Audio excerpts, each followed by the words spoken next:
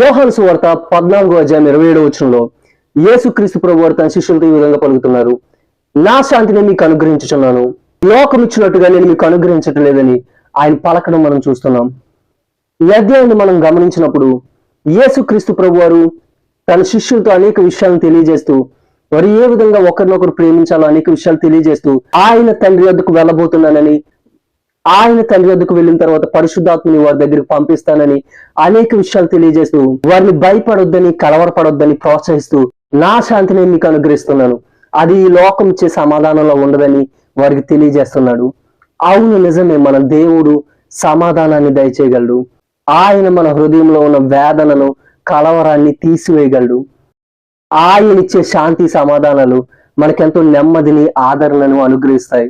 మనం చూడగలుగుతాం, ఆయన ఎందరినో ఆదరించాడు. సమరయ స్త్రీతో కూడా ఆయన మాట్లాడిన తర్వాత ఆమె జీవితం అంతా మారిపోయింది.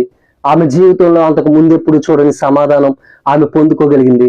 ఈ రోజు దేవుడు మనకు అటువంటి సమాధానాన్ని దయచేయగలడు. అది లోకం ఇచ్చేలాంటి సమాధానం కాదు, అది శాశ్వతమైన సమాధానం, అది నిజమైన సమాధానం, అది మనలో ఆదరణను, నిరీక్షణను కలిగించేది. కాబట్టి మనమందరం మనకున్న దుఃఖాల్లో, వేదనలో, మనకున్న పరిస్థితుల్లో ఆయన ఇచ్చే సమాధానం కొరకు కనిపెడదాం. అప్పుడు దేవుడే మన హృదయాలని తన సమాధానంతో నింపి మనల్ని బలపరుస్తాడు. అటువంటి కృప దేవుడు మనందరికీ దయచేయను గాక. ఆమేన్.